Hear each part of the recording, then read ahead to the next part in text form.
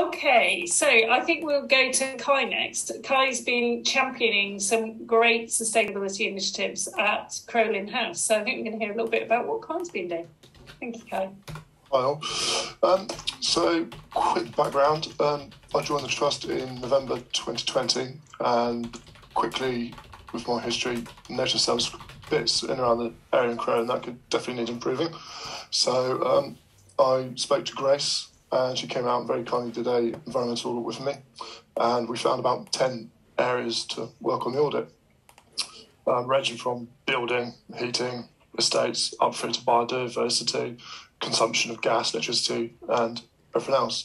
So being active and keeping myself occupied as well as my job with the Trust, I've sourced some ideas and alternative suggestions, spoke to people in the Trust, so I've recognised several faces on there. Obviously worked with Dominic quite a bit.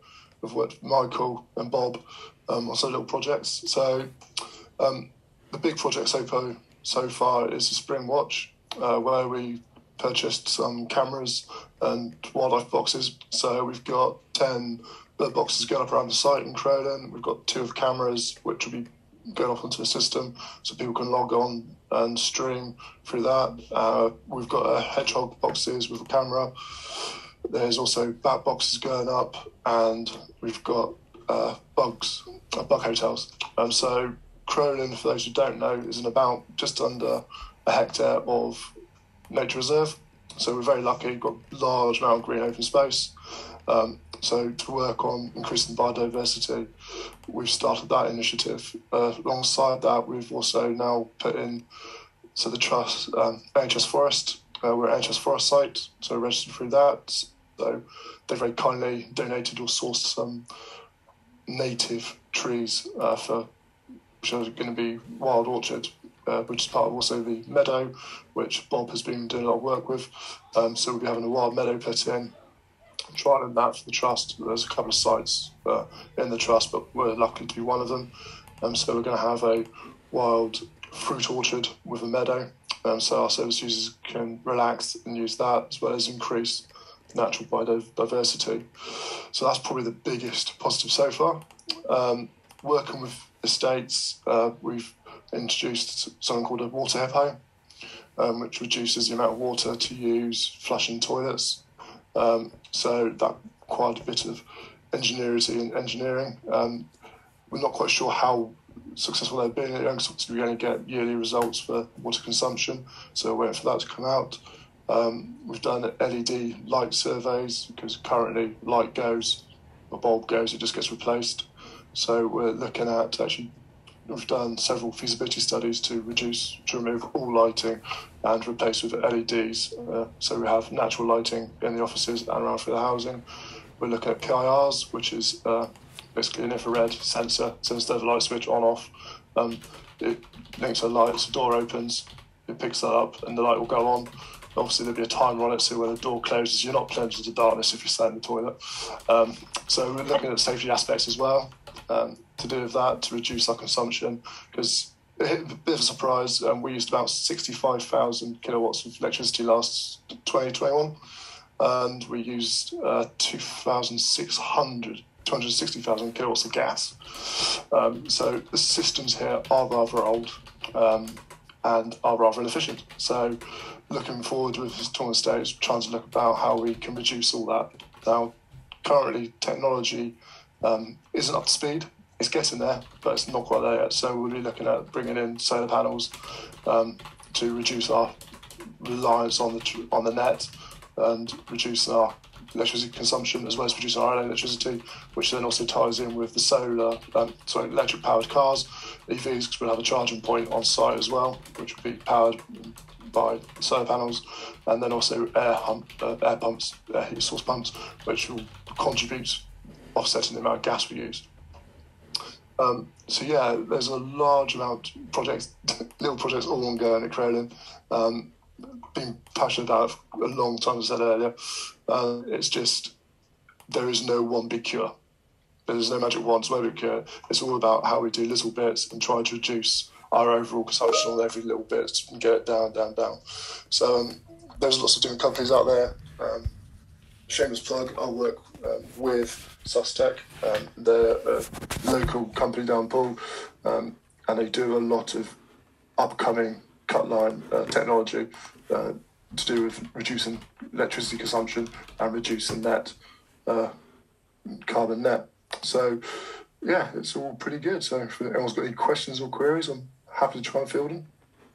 Thank you, Kai. I think it's been a brilliant example of where you've really championed it down at Crowlin House and then pulled in Grace and the team to support really making those changes work in action. So well done. Amy. Hiya. I was just wondering, what do you actually do with the footage that you gather from like your Spring Watch cameras? Just because I think that would be really lovely to share within like our Trust Facebook page or just in our comms and things like that. Yeah, so working with IT at the moment, 'cause they're the ones who've got to put in the cameras and link it all through. The idea is it's going to be streamed, so it'll be on a website or YouTube channel and just continuous streaming through loop, and then anyone can access that. It's going to be broadcasted into the houses, so our patients can watch it. So we've got iPad tablets and all that sort of stuff, so you can just log on. It's through gardennature.com. UK.com. So Dominic was very kind with Brighter Ways to source the funding for that, for the cameras and the gear. So it's just now getting it set up and talking to IT to get them to plug it all in. That's amazing. Michael? Kai, what a brilliant story, and it's so encouraging to hear what you had to say. I've really got two questions for you. Is it hard to build a business case to do this? And the second question is, how much of what you've done is specific to Crowlin and would be hard to reproduce elsewhere, and how much could be relatively easily done in the other parts of the trust? I guess business case is going to be quite simple. Sit down and write it, and to transmit it across the trust isn't that difficult. Obviously, procurement is a slight bugbear of mine at the moment. They have a certain system, and it is very long-winded and very slow. It's reactive. It's not proactive. So to get anyone on SBS or Oracle takes like 2-3 weeks. So we lost an opportunity last financial year to get bits and bobs put in. So we could have had the solar panels put in just gone March 22. By the end of the financial year, unfortunately, procurement, because the company that were going to do it weren't on the system, they said it'd take too long to do, so the funding disappeared. So there's different ways. Solar is a really good way. We've got about 40 properties, I believe, across the trust. I'm not sure how many the trust own and how many are leasehold, but we're only about 2 miles away from Tatchbury, and that's a large property. And now solar panels on there with the new solar panels brought in. There is a lot of stuff that you can do EVs, and there's something called a green bank, and they'll provide the funding to actually put it in place, and therefore that will then produce the amount of electricity to actually run Tatchbury, cover Tatchbury, Crowlin and Anchor, which is down the road, down in Tottenham as well. So it's about getting the numbers together and sitting down and working out, but again, it is going to cost some money to do. And again, it's where previously people have gone EV, or they looked at it and go, oh, it takes 10 years, 15 years, 20 years to pay off. Nowadays, it's not that long. It is a lot quicker system. It is a lot quicker payback. But of course, it's not my money, and trying to get someone to say, look, here's 20,000 to do that just for Crowlin is not easy. Thank you so much. Really interesting answer. Yeah. Well done, you. Yeah. Thank you, Kai. Eleanor, you're on mute. Sorry. Hello, sorry for joining late. Just sort of caught in the middle of your story, Kay. It sounds brilliant. And I might have missed this, and I apologise. With regards to these things, for example, electric cars, electric vehicle charging points, that sort of thing. I work in a community team, and we lease some rooms in a building, essentially, but it's not ours.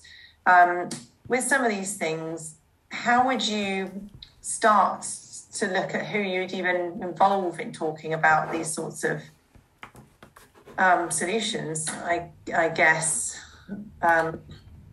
It depends on who the landowner is or the building owner is. So you can talk to the landowner, the building contractors. I'm currently sat in Crowlin, which is owned by the trust. So we talk to estates, and obviously procurement will require 3 different costings to put in a feasibility. The feasibility studies I got all free of charge. So the contacts I got, so that wasn't an issue. And that's just going through the work, maintenance, and putting it in, and which plan you go with. If you're in a rented accommodation or rented building, office network, it'll probably be down to whoever either owns the building or B, who you lease through. Eleanor, with the buildings where we're just renting the rooms and the leases, there's an estates legal team that deal with all those sorts of issues with the property and everything. So they'd probably be the best people. They generally arrange all our leases and everything else. So they would be the people that would be able to approach the landlords and look at what we could do, if anything, in terms of putting charging points or anything onto various properties. Thank you. We need to look at the small changes we can bring first, like reducing our printer paper use and that sort of thing, before we go further. And I think, as you missed the kind of the green plan areas, but we will have, so obviously Crowlin House have been a forerunner and one of our sort of initial sites that have really championed the environmental agenda, but actually we do need to have more of a trust-wide strategy around how we take forward some of these things around solar panels across the trust, and that'll be part of the work that we want to be picking up through the project groups. So I've got Jessamy and then Scott. Hi, thank you for that story. I think it's really inspiring, and I'm wondering if it's written down somewhere for me to be able to share with, some of that because of the amazing environmental work, but I also loved the idea of, I love the bird boxes being streamed. I just think that's such a great idea, and we're just doing 30 Days Wild. We're sort of starting some of that on the ward, and I'd love to be able to kind of engage the patients with that, and I think connecting our patients in this journey as well is really, really important. So it'd just be really nice to kind of see your fantastic story written up so it can be shared and we can shamelessly steal ideas. Absolutely. And encourage, the environmental message to filter beyond their staff boundaries. Okay, Scott. Yeah, it's just to follow on from what Bob said to Eleanor. So I'm already working with the Willow Group, Boom Park, so we're looking at putting charge point in for them or helping them do that. Speaking to the landlord of Lymington, which is NHS Property Services, because we purchased charge points. So as long as we get the permission, we can put them in. So yeah, definitely come to us and we can help with that journey. Yeah. Okay, that's brilliant. And you've really sparked, I think, everybody's thinking now about what we could do differently across sites that we all work from. So that's been brilliant. Thank you.